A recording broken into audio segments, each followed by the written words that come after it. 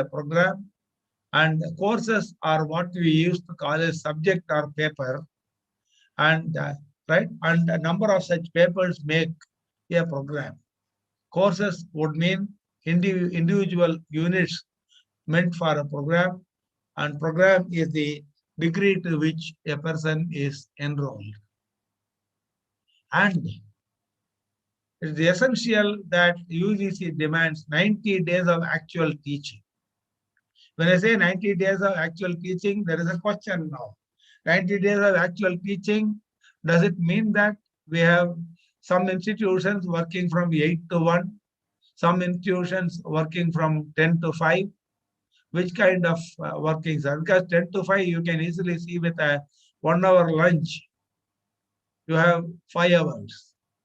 If you go for 8 to 1, again, it's only 5 hours, including lunch. See, it's really bad.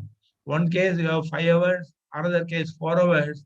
But when UGC says it's 90 working days, it means it's a 90 days of 6 hours of academic activity. That is why we at Gandhigram work from 9:30 to 12:45 in the mornings, and in the afternoons we work from 1:45 to 4:45. Essentially 6 hours of instructions a day is meant. Anything below that will not contribute, because 90 days would mean 18 weeks of instruction. And if you leave aside certain days for conduct of periodical tests and all that, a student will have 16 weeks of actual instructions. And as I told you, the 90 days would include days a person spends in some placement programs, the periodical tests, and preparation days for the examination. That means at least 16 weeks of actual instructions is essential. And in choice-based credit system, a period here should be of 1 hour duration. The reason for that we'll see now. Yes, when we talk of credit, I told you that the number of credits awarded or associated with a course is actually indicative of the difficulty level. If it's a easier course, maybe you can teach a quantum in 3 hours.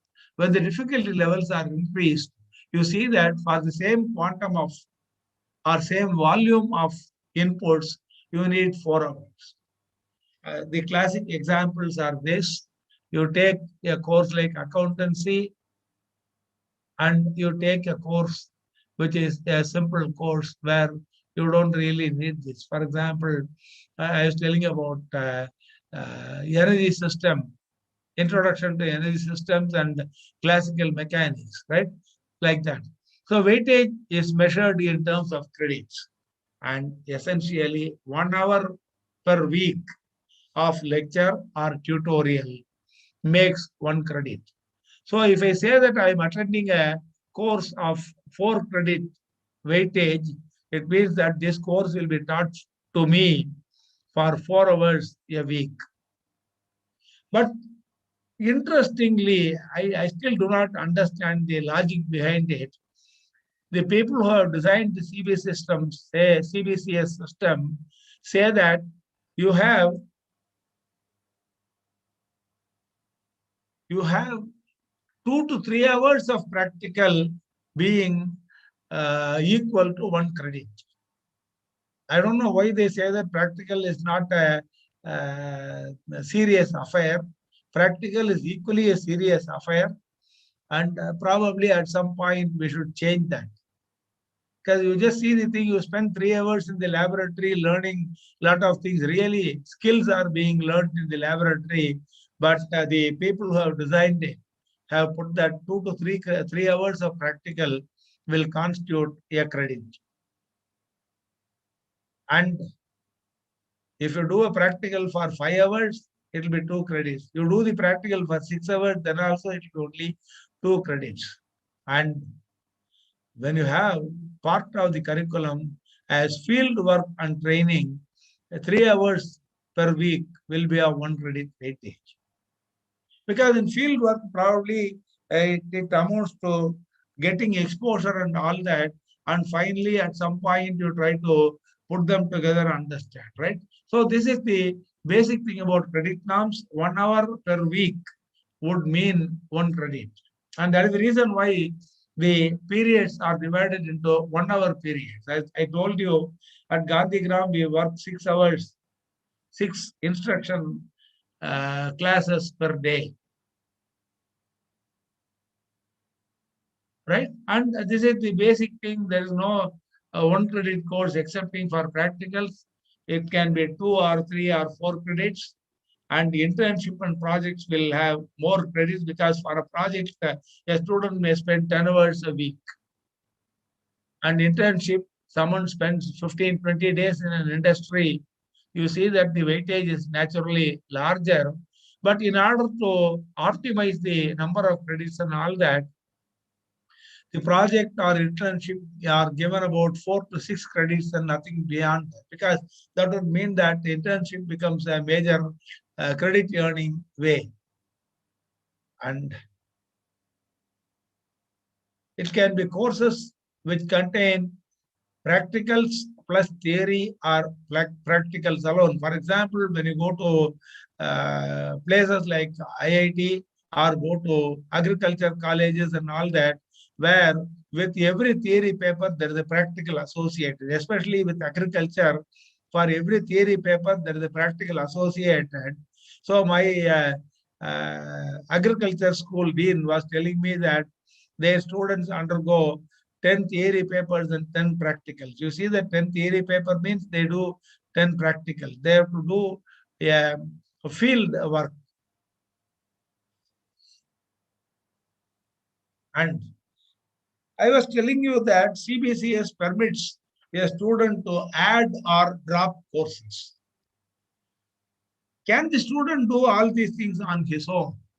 The problem is probably a first year undergraduate student may not understand what is meant by dropping a course or what is meant by adding a course. So what is normally done is every student has been assigned a faculty advisor whom we call as Guru. The faculty advisor, right? The student will go and approach the faculty advisor, tell him that I find doing 7 courses in this semester to be very difficult for me. I would like to drop a particular course. For example, that particular course is not a prerequisite for any other course to be done at a later semester. Probably Guru would say that, okay, you can go about it. But you just see the thing, some of the courses can be prerequisites. If it is a prerequisite for some course to be done at the later semester, Guru may advise him not to drop that particular course. Probably the Guru can advise which course can be dropped, because the problem is not about dropping a course. The problem is about the student being unable to take the load of about 7 or 8 courses in a semester. So a faculty advisor is nominated by the departments, and this faculty advisor will continue to be the faculty advisor for the student for the entire duration of the program. That's more important, because if we keep on changing the Guru, it becomes too difficult. But the Guru not only advises on academic, and in our system, a Guru also advises on other aspects. So in order to drop or add courses, modify the curriculum to speed up the program and all that, a faculty advisor is essential. He or she will counsel the student in all academic matters. As I told you, particularly in choosing and pacing of courses, because that's very essential. See, a first year student, if he drops 2 courses, probably at a later stage, he finds that these 2 courses are essential to study some other course in the 3rd or 4th semester. It becomes difficult. So the advice of a faculty advisor is taken, and without his advice, the student cannot shed a course or add a course. because the guru will assess the deficiencies and strength of the student and suggest remedial measures. That's also there. If a student finds it difficult, the guru will or the faculty advisor will advise the student on how to go about this difficulty. See, the problem mostly is that our students do not discuss their difficulties with the teachers. At least with a guru, they become so close that they can go and make a complaint, or they can say that I find this difficult, how to go about it. The guru can discuss with the course teacher and find probably a better way of uh, remedying the situation. Yeah. Today, we asked the question, if you want to say that a student takes a degree, what is the minimum? Minimum number of credits to be earned by a student for any of the programs is 22 credit per semester. If so, if you see for a postgraduate program, one has to earn 88 credits.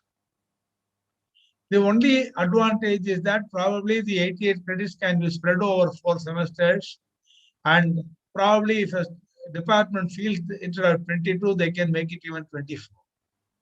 That flexibility is available. Then, when it comes to number of credits to be earned and all that, is the higher education institution that offers the program the final authority? Unfortunately, in the present system, they are not the final authorities, but there are accreditation agencies which are the final authorities.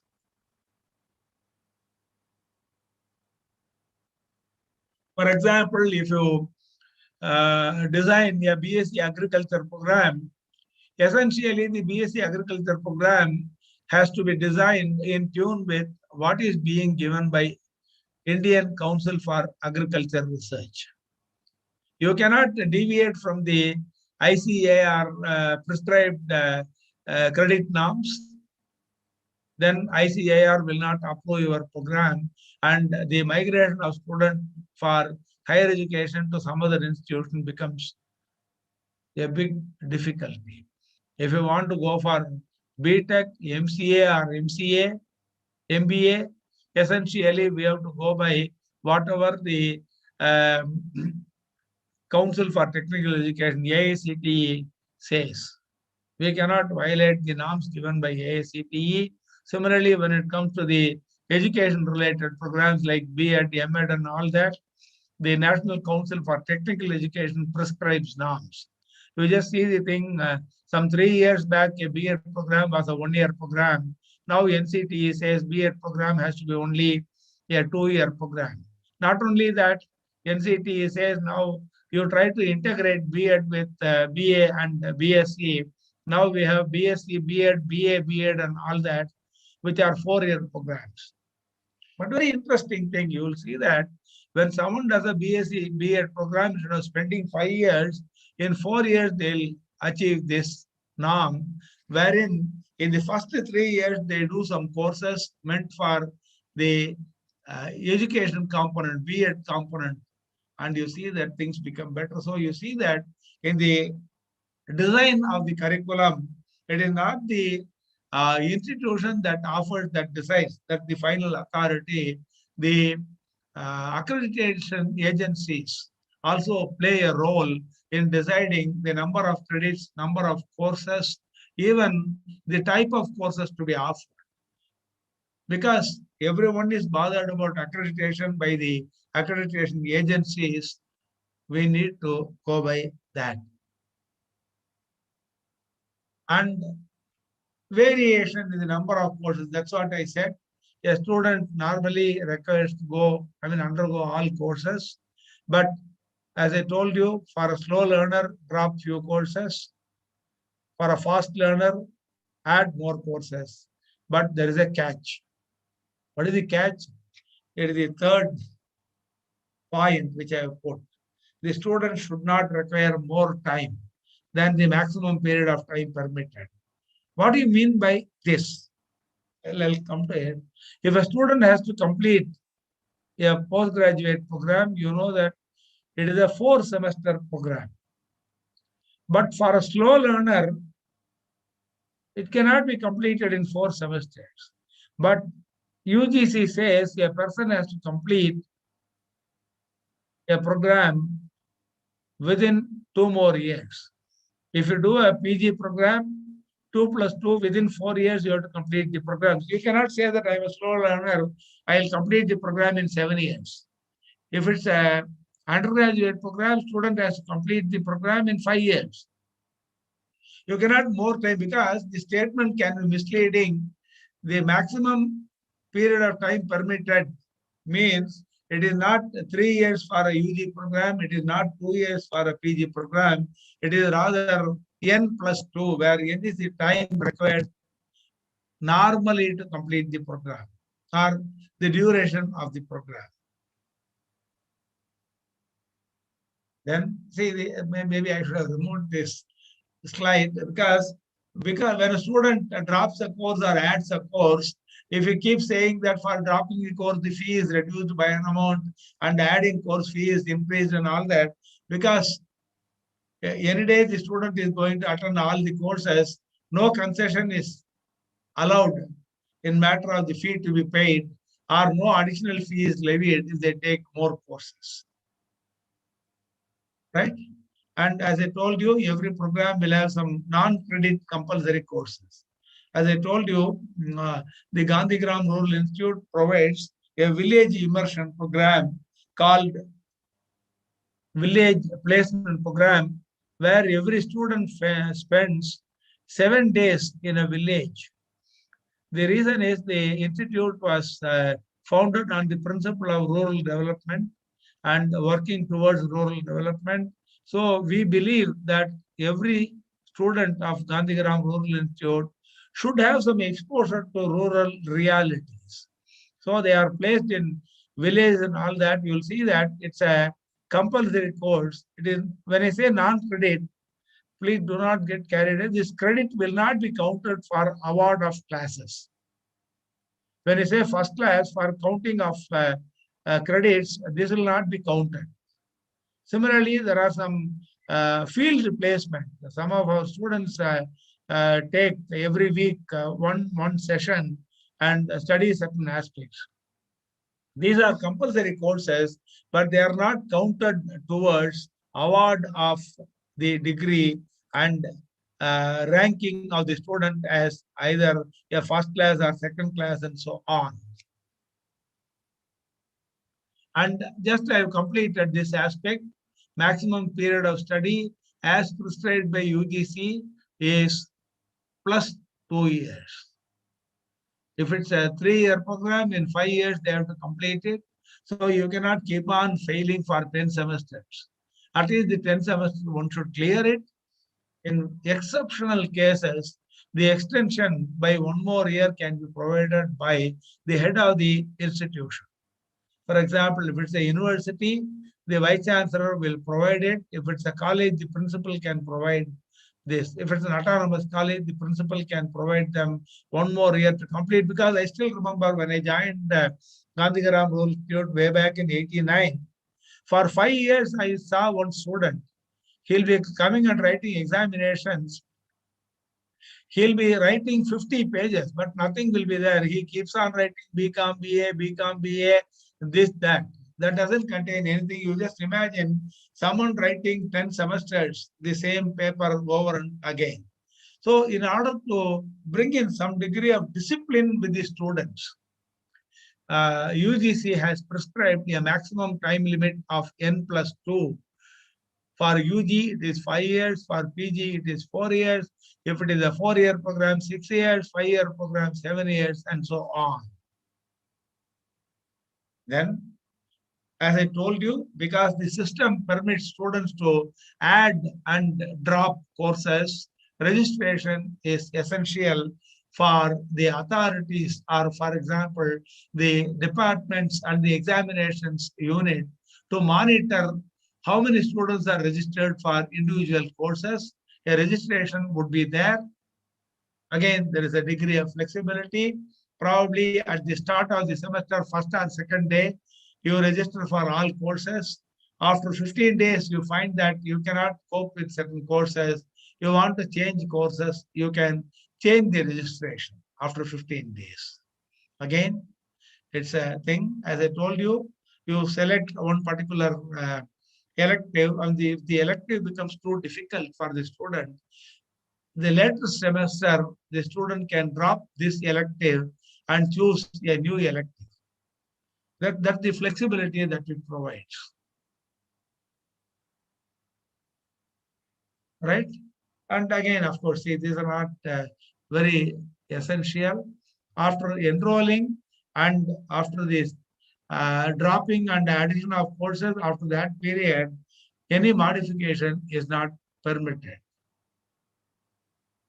And withdrawal, as I told you, after some time, you can withdraw from a course. This is what I meant by dropping.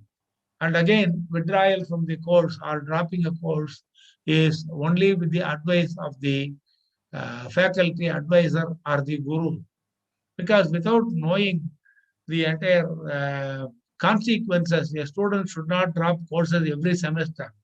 But finally, probably he'll see that 50% of the courses have been dropped by him. And whenever they withdraw, the statement of grades will show that they have withdrawn from the course, because when they are registered, the examination office looks for a grade for that. Because the student has opted out of the course, it will show a W, and later it will be compensated. And importantly, whatever courses have been dropped will not be included for computing what you call it the grade point average or the cumulative grade point average. But if you have added courses, then those courses will be included for computing the grade point average or the GPA, and the cumulative grade point average, the CGPA. And the electives, as I told you, now people have to choose discipline-centric electives, generic electives, and these electives are either instructor-based or teacher-based or can be self-study. As I told you, now every institution encourages students to take up courses offered by NPTEL, Swayam Prabha, and all other portals. But all that I see is when you go for NPTEL, Swayam Prabha, and all that, a student has to again pay the portal a fee so that he'll be able to take the examination and get a grade certificate from that portal. See, the problem is only that the student already pays the institution and he has to pay another portal a sum to earn a grade is a problem. And again, as I told you, these courses or the online courses can replace core and elective courses, not core or it should be core and elective courses. And interestingly, till this time, many of the institutions have not worked out the norms for a credit transfer. The norms for credit transfer are to be worked out by individual institutions. It's a very important thing that we said that unless these NPTEL Swayam courses are monitored by a teacher, they cannot be taken for credit transfer. Credits earned from these online courses cannot be given as credit earned by the student. But now to overcome this, Gandhigram Rural Institute has said that all these courses will be monitored or proctored by a teacher, because the teacher knows that the student is attending and all that, and he'll be able to assist the student in case they have some difficulties with the online course. And essentially, credit norms are to be worked out. We have actually permitted credit transfer for students who have studied in Netherlands institutes. They have taken some credits from that institute, and this could be done. And again, I said substituting the courses. If you are not happy with one course, leave it. Take this. Take some other course at a later date. And what CBCS expects is, it expects you to have a monitoring committee, which we call as a departmental committee. A committee has to monitor whether the progress in all the courses is smooth and whether the students are able to cope with the load given to them. So in order to do that, along with the head of the department and all teachers who teach for that department, a departmental committee is made wherein two student representatives are also included. In order to make this committee more effective and all that, a teacher from some other department will be the chairperson for this committee. Because in case the student is not willing to express his difficulties to the department head, probably he can approach the chairperson and air his views, which makes the system more effective. Right?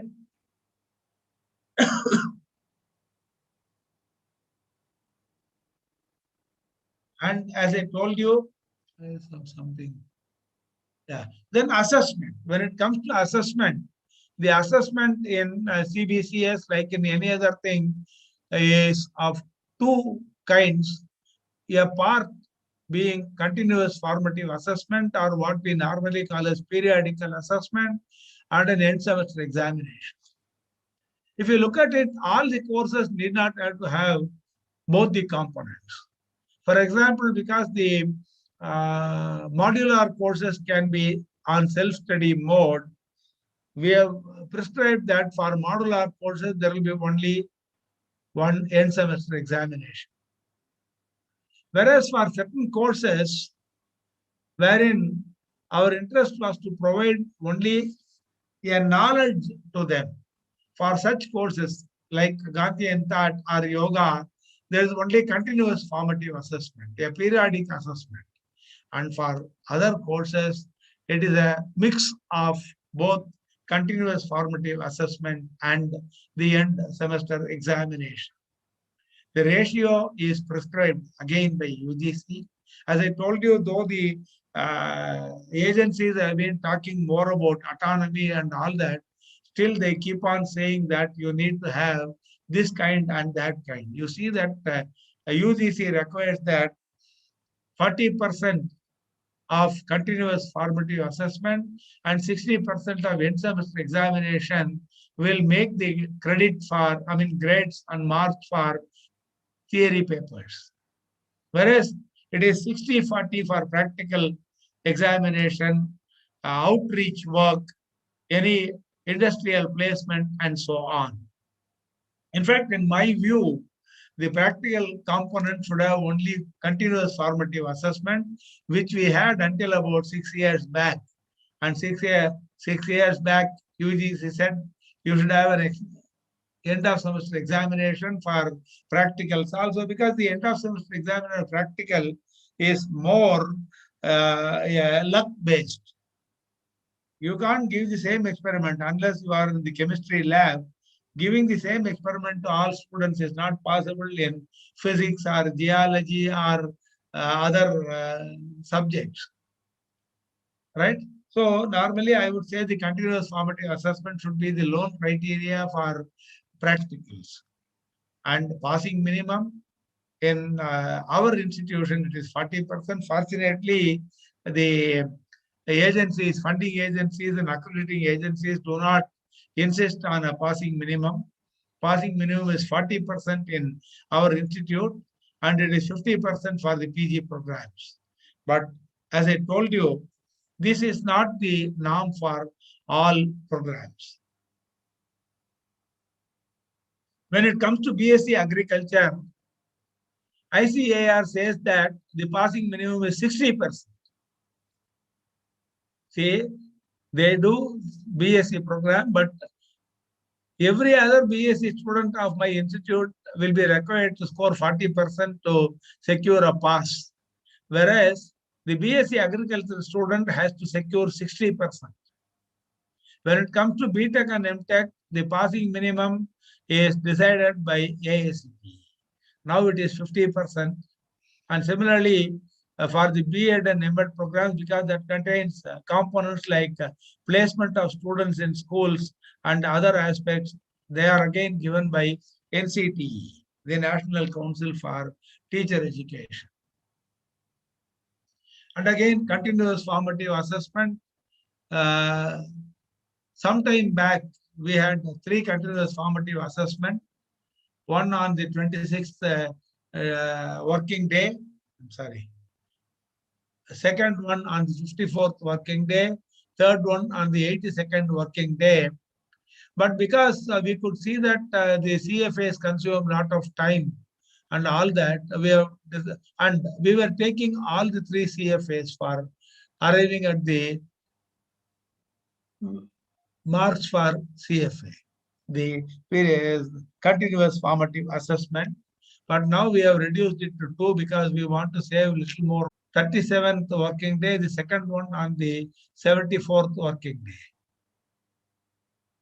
And there is a problem. There is a passing minimum for CFA also. It is not that you score 20 marks in periodicals and you score 80% in ESE. There is a passing minimum in each of the components to make your periodical test more meaningful and respect. If you don't have a passing minimum, a student may score. See, the other problem is there. If a student scores only 5 marks in a periodical test, imagine he has to score 45 marks in ESA to secure a pass. A person who cannot score more than 5, how do we expect them to score 90% in the other thing, right? So what is being done is, in order to encourage students to view it seriously, there is a minimum for CFA, right? And the CFA papers are given to students. They can complain. They can ask the HOD to examine the paper again and see whether the scores are proper. There is a remedy available for the students. Again, substitution, as I told you, if you miss it, a substitution can be given. But again, to inculcate a degree of discipline among students, substitution is given only when it is on very valid grounds.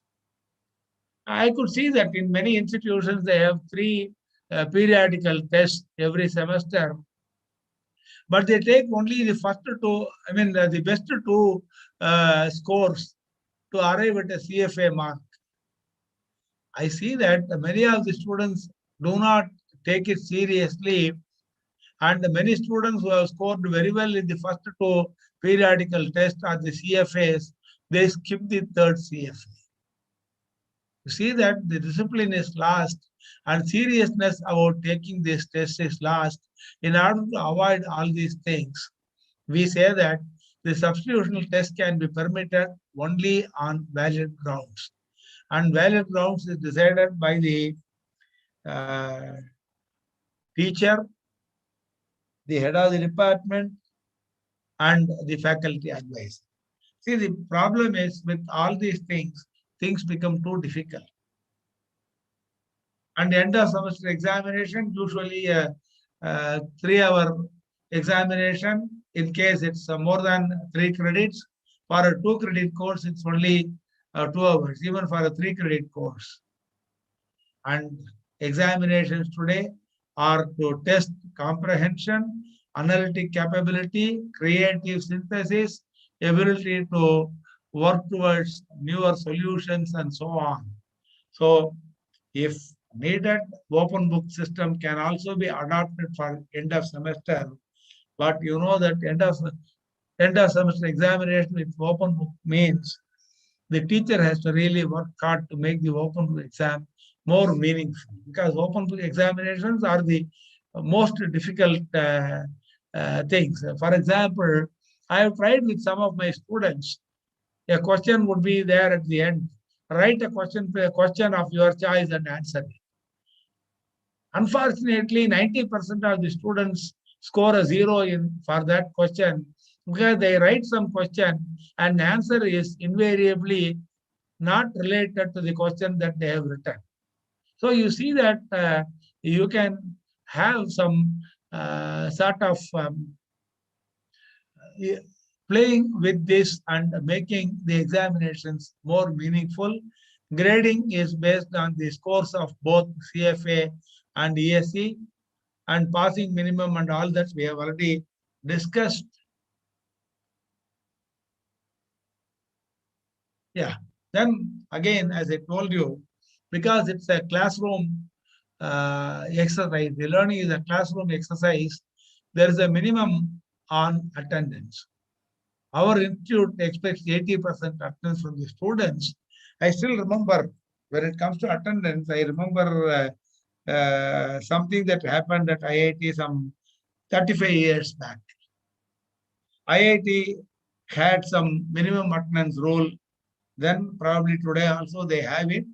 Then when there is representation from students saying that the requirement of minimum attendance should be abolished, for 1 full year it was debated throughout the institute. The students, in fact, went to the extent of saying that, why do you demand a minimum attendance? Ask your teachers to make the lectures more attractive that students automatically enter their classes. If my lecturer is not that interesting, if he is boring, he is not able to deliver, why I should attend all classes? You just see the thing, student freedom is that they demand that every teacher has to be more attractive in trying to get the students to the classroom. But still, you know, we need to have some norms and all that. So we say 80% attendance is essential. But due to some difficulties, like probably bad health or some other reason, if someone is not able to get 80%, some 10% waiver is given. For such students who are able to provide a medical certificate or provide some certificate saying that they could not attend because of certain difficulties, they are given 10% waiver, so that with 70% they'll be able to secure the minimum attendance and take the ESE. Now comes a problem. What do we do with the people with less than 80% attendance? What we say is, if he has taken more than 60% or attended more than 60% of the classes, the student can take the same examination at a later semester. If it is less than 60%, it means that the student has not attended. Yeah. Professor Muralidharan, can we have a small break of 5-10 minutes so that participants get a little time? Yeah, just one moment, if you permit me. Let me look at where I am. Yeah, we'll have a break. Yeah. And yeah. Thank you, madam. Participants, if you have any questions, you can raise your hands and then Professor will answer your questions.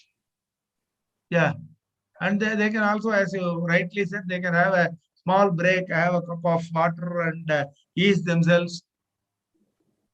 Yes, I mean, you also need a small break continuously. Yeah. Yeah. I wish I could offer you tea or coffee from here. I'm sorry, I cannot. Yeah, probably day would come when it can be transferred. Thank you, madam. Thank you. Yeah.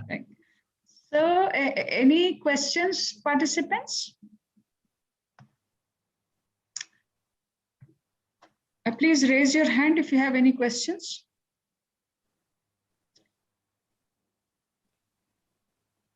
You can ask anything else other than this also. If you have anything in your mind, you can say, because he is having a lot of experience, you can be benefited.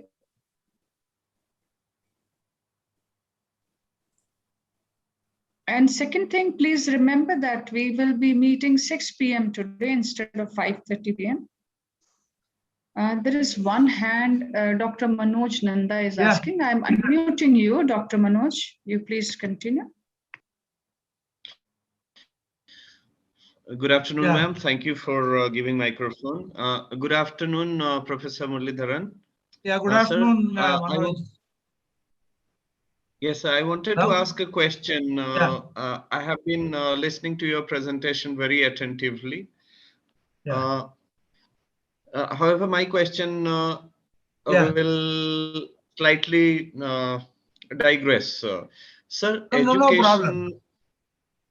education, thank you, sir. Education in our country, I mean, the whole education system is Yeah, aspiring to make education more accessible. The catchword yes, or catchphrase here is more accessible.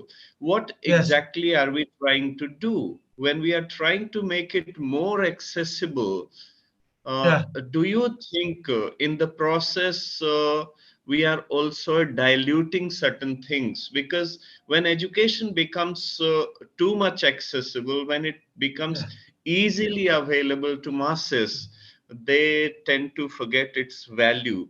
Now, since a lot of things are accessible over World Wide Web, kids yeah. are being educated through mobile phones and tablets. Yes. Do you think it has some negative implications also? Yes, you're right. In fact, when we say that things have become so easily accessible, the second part of my lecture, I don't know whether I'll be able to get into it because I see that I'm only at the 27th or 28th slide of 46 slides for CBCS. However, we'll do it. You'll see that the second part is about academic bank of credits. If you look at it, the first part is when you talked about the choice-based system. The choice-based system was supposed to permit intra-institutional mobility of students. They are able to move inside the institute and acquire skills. And the ABC permits them to go for inter-institutional mobility and all that. When this mobility becomes more, do we have a mechanism to check whether they are moving in the right direction? See, that is the reason why I was telling you that when a student wants to add or drop courses, a faculty advisor is there. Where if you look at it, the easy access education policy, it never talks about an advisor. When there is no advisor, probably a young student can get carried away and do a lot of, maybe please permit me for the strong word, nonsense, lot of nonsense he may commit. But later, after 4 or 5 years, he sees that what he has done is not good for him. So probably they should include a advisor who will be able to assess, weigh, and guide them. Yeah, next part. It is more a disturbing trend that when you say that there is a credit norm and all that credit transfer would be coming in, you can leave at the first year, come back after some time, do the second year and third year, or leave after second year, come back and join the third year, and so on. This, what you say, hop in, hop out, hop in type of thing. I don't know whether that will really work out because our system has not really fully matured. If you look at it, this has been tried for the vocational courses introduced by UGC some 6 years back. The Bachelor of Vocation courses, BVOC courses. With BVOC courses, we have this system working. I still remember when I was director academic, we have permitted at least about dozen students to leave and enter, re-enter. You see that the seriousness is lost, and other part is our curriculum design has to be accordingly modified. See, if after 1 year a UG student gets a certificate, let's say, what quantum of core confidence or core competence would have been given to him? In almost every institution in the first semester and second semester, mostly general courses or foundation courses are offered. And in the region, in the area where they want to improve their confidence, for example, if you take a BSc program in chemistry, they study only one paper in the first semester, one paper in the second semester. You see what kind of diploma we'll give. Do we give a certificate in chemistry when he has done 80% of other things? So probably in the new regime, where we say that multiple exits and multiple entries are available, we have to be cautiously modifying the structure or structuring of the programs. The curriculum design has to be thoroughly revamped. We cannot work with the current curriculum design. And the other part is, when you say it is an online course, are the students really attentive for the online program? That is the reason why at Gandhigram we said that online credits will be accepted by the institute, but with a rider that they should be monitored by at least one teacher. A teacher should be there to monitor, because I do not know whether they keep count of students entering and exiting. Maybe a student enters at the first minute, stays in the online class for 5 minutes and leaves.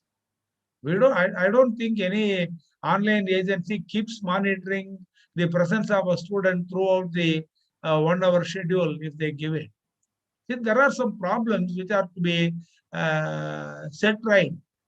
And probably when we look at all these problems, we'll tend to correct it. A corrective measure has to come in. And I still believe, like what you said, are we diluting the standards? Because when you say that credit transfer move from one institution to the other and all that, there is no belongingness, there is no respect for the institutional instructions.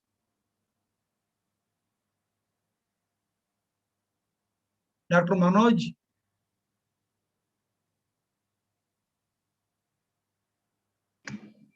Hello? Yeah. Yes, sir. Yeah. Thank you, Professor Muralidharan. Thank you for your in-depth analysis. And any other question? Otherwise, we can have a small break. I asked this question because, yes, ma'am, please, please. Thank you, ma'am. No, that is certainly a challenge that we are facing. No doubt about that. We are facing that challenge. So when you cover length and breadth, naturally somewhere the depth will be compromised. Yes, yes. And there will be definitely some institution. There are many institutions which are focusing purely on quality education, quality research, but then the numbers are very small. And so that's the reason I discussed on the other day also, when we are comparing our ranking with the rankings of world-class universities, I think that the parameters should be different for very population-dense countries. Yes. Because our main objective is different than the objectives of those countries where the people are able to pay good amount of fee and very few people are there in the universities.